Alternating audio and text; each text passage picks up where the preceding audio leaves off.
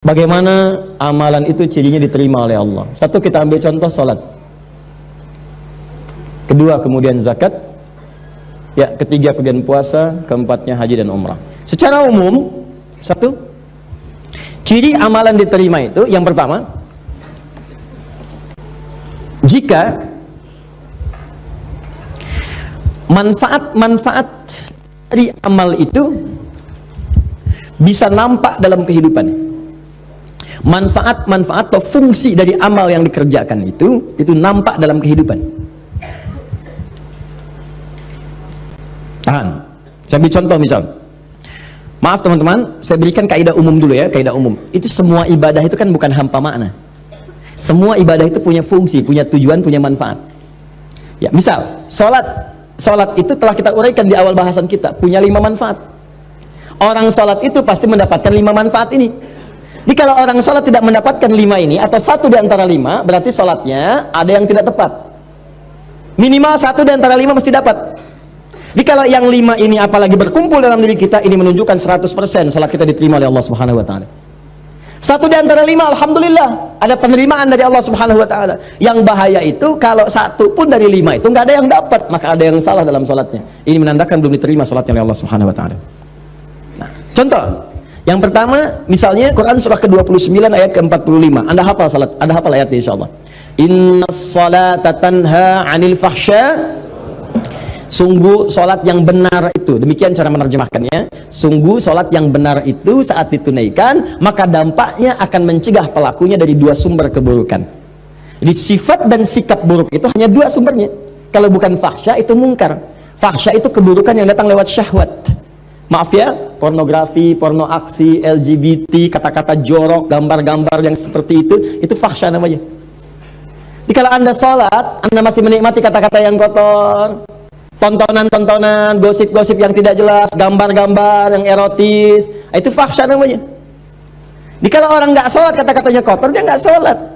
Tapi kalau Anda sholat, tontonannya, ucapannya, pendengarannya menjurus kepada fahsya, ada yang salah dalam sholatnya.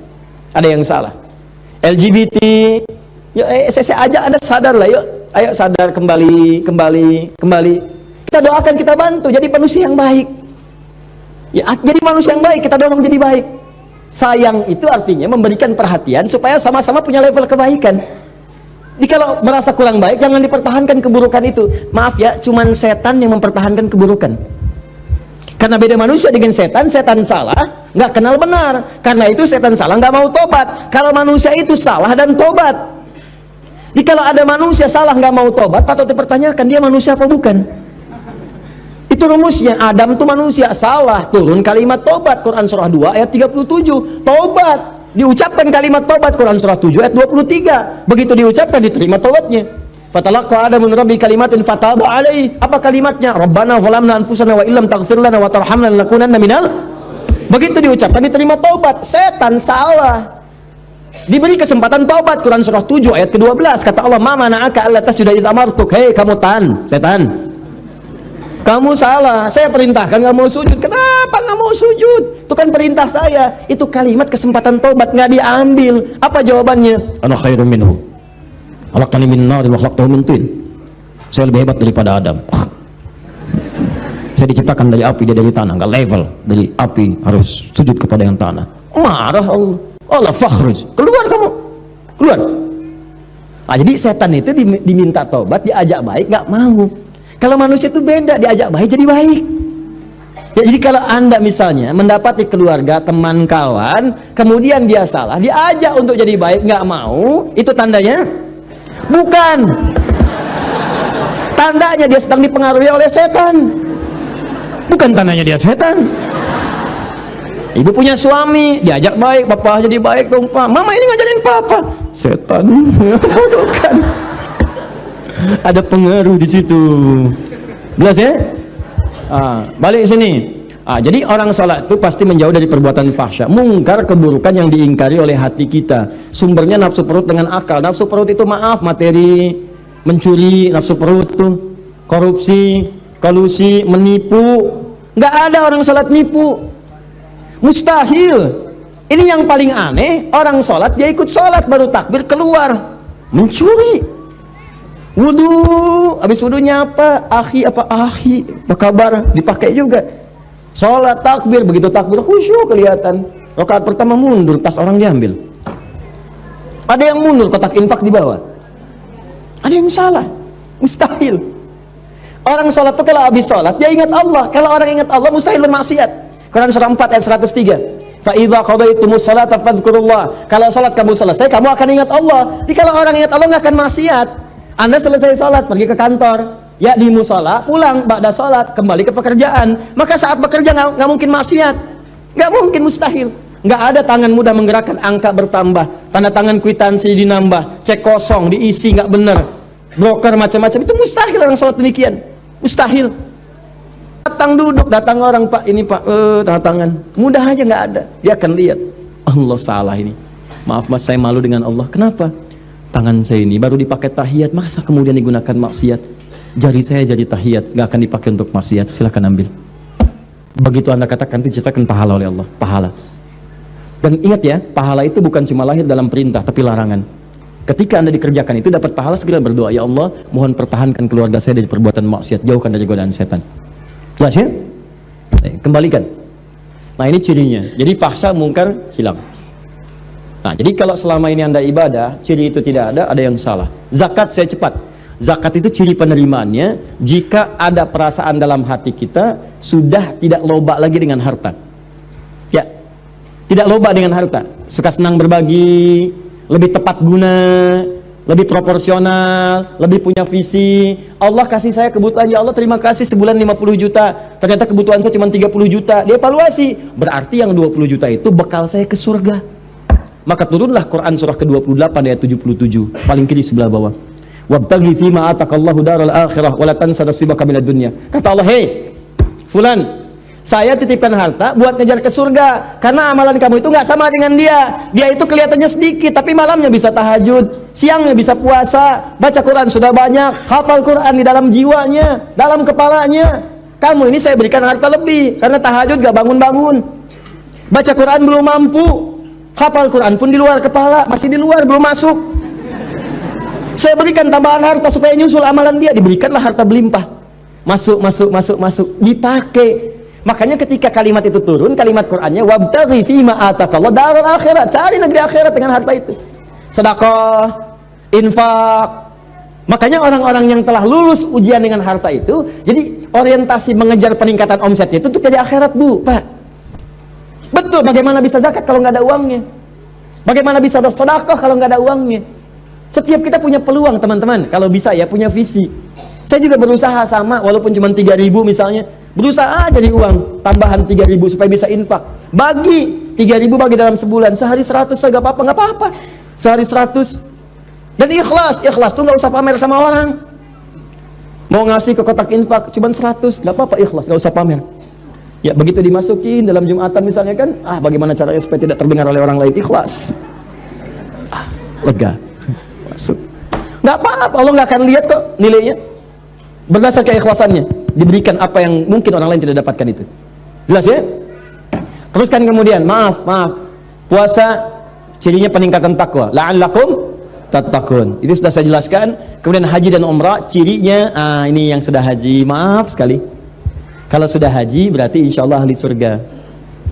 Ya, kalau syarat-syarat diterimanya ibadah itu nampak dalam diri kita. Apa syaratnya itu? Disebut dengan birrun namanya. Birrun itu sifat baik yang muncul setelah yang jeleknya hilang. Makanya Anda dalam haji dan umrah, terutama haji, kan itu menghilangkan sifat buruk. Coba Bu, Ibu kan kalau haji, apa amalan pertama yang dikerjakan dalam haji? Wukuf kan? Wukuf di Arafah. Kenapa disebut Arafah? Mengenal kekurangan-kekurangan diri untuk mengenal Allah. Makanya sebelum berangkat haji itu, nih yang mau haji nanti ya, kan kami tiap tahun buka nanti pendidikan untuk manasik, bebas terbuka untuk siapapun. Jadi diantara caranya begini, sebelum berangkat catat dulu kekurangan kita, tuliskan. Lihat di cermin, kurang apa? Tanya suami, tanya istri, tanya anak, tanya tetangga, saya kurang apa? Papa, mama ini merasa tidak sempurna. Memang, misalnya. Bapak tolong dong Pak, jangan bercanda, sampaikan kekurangannya gitu kan. Ya sudah, ayo mama tulis nomor 1, tulis, gak apa-apa. Nomor 2, nomor 3, mama nomor 1 hapus aja, itu sudah nggak jadi. 2, nih kan, terus kan. 3, bisa tuliskan tuh 4, terus diurut sampai selesai. Misal contoh kan, ya karena mama sudah berubah yang itu, nggak apa-apa, itu tinggalkan aja. Mama masuk ke yang selanjutnya, tulis tuh 1 tuh sampai habis. Nah begitu sudah selesai, datangnya anak, udah gitu datangi tetangga, tanya. Begitu berangkat kemudian haji, datang ke Arafah, antum wukuf itu diam berkontemplasi, diam renungkan, ya Allah saya salah, terjebak ya Allah, minta ampun. Datang ke Muzdalifah itu dia kata izdalafa, sesuatu yang membuat terpeleset. Ya datang ke Muzdalifah, ini yang menyebabkan saya sering terpeleset. Apa itu? 3 faktor. 1, diri saya sendiri, Aqabah. Yang kedua, lingkungan sekitaran yang dekat, disebut dengan wusta. Yang ketiga, yang jauh, ula. Walal akhiratu khairul laka minal ula. Kadang-kadang maaf, perbuatan buruk itu bukan karena orang lain, karena diri sendiri nggak bisa nahan nafsu. Teman lewat nggak negor kita marah, bukan karena dia nggak negornya, karena Anda tidak bisa menahan amarah Anda. Kalau Anda bisa tahan, enak, husnudzon, oh mungkin dia sedang buru-buru atau mungkin sedang sakit gigi. Ya, besok dia lewat, kita sapa, dia nggak nyapa, kita sapa. Jeng, apa kabar? Iya, maaf kemarin saya nggak nyapa, saya sedang buru-buru, aduh mohon maaf ya. Nah nggak apa-apa, tapi saya takut nanti disebut nggak sopan. Nggak apa-apa, biasa aja. Aduh kau baik amat, si amat aja nggak baik gitu ya misalnya. Nah, jadi enak gitu, ada hubungan yang nyaman, jalan, lihat lagi ya. Ada faktornya itu, dirinya bagus, cuma lingkaran sekitaran nggak bagus. Bapak bagus, istri kurang pengertian, repot. Papa kan bupati, Pak, membayangkan. Kebayang enggak? Enggak mah. Coba lihat tuh, camat aja Pak Si Hasan mobilnya udah Alphard, masa papa yang bupati masih Innova? Terus keluar kalimat itu tiap hari tuh, keluar. Apalagi yang istri camat tadi sering posting di Alphard, gitu kan. Keluar besok ya sudah terpaksa beli lagi gitu kan Alphard dengan merek yang baru, keluar. Pekan depannya KPK datang. Lihat, kadang lingkungan sekitar ada Pak, bayangkan karir suami habis karena pengaruh pasangan, atau istri yang baik punya suami yang kurang bagus. Kan ada orang yang sudah berhasil ya, from $1 to $1 billion company, modal $1 dia menghasilkan jutaan dolar untung, cuman karirnya hancur gara-gara pasangan hidup. Sama istri bagus, berhijab bagus, indah, punya pasangan kurang baik. Mama, papa ada family gathering, nanti kita akan bersama mereka. Tolong mama copot dulu ya jilbabnya. Nggak ada yang berjilbab mah, nggak enak sama yang lain. Tuh apa? Katakan dengan yang lembut, Pak, pekerjaan itu sudah diatur, ajal kita juga kurang jelas, Pak. Mungkin di pertengahan kita wafat. Ini kerudung sudah dipakai 30 tahun, amanat mama almarhumah. Aku takut kalau ini dilepas kemudian wafat, bagaimana pertanggungjawabannya? Gak apa-apa, lebih baik kita kehilangan pekerjaan daripada kehilangan surga dan berpisah di akhirat nanti. Wah, catat. Itu indah. Daripada lu apa-apa marah. Nggak sih? Atau ulah, maaf, istri baik, suami baik, diri baik, cuman orang-orang jauh yang baru dikenal memberikan pengaruh yang tidak baik. Pindah tugas. Begitu pindah tugas ketemu orang-orang nggak baik, baru datang sudah dibawa ke arah pencolongan, pencurian, pemalingan dan sebagainya. Itu yang membuat tidak baik. Nyampe ke sana lempar, begitu nyampe Aqabah, Bismillahirrahmanirrahim, lontar. Wusta lontar, ula lontar. Begitu dilontar hilang. Pulang ke tanah air jadi baik. Ya mabrur, baik. Yang merubah yang jelek disebut dengan birun, jeleknya hilang, baiknya muncul. Maaf, marah hilang, sabar muncul. Sombong hilang, tawadhu muncul.